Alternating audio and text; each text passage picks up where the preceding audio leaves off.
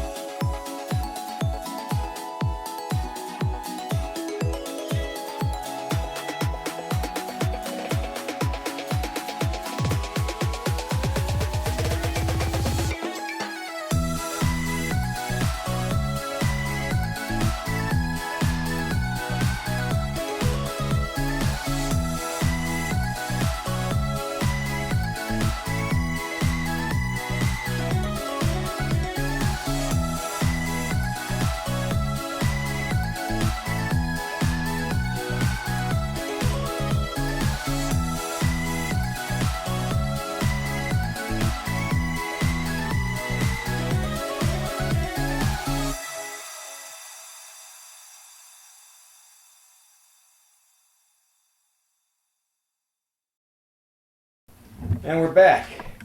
I just wanted to show everybody and make sure that you were aware. It does come out as a whole engine.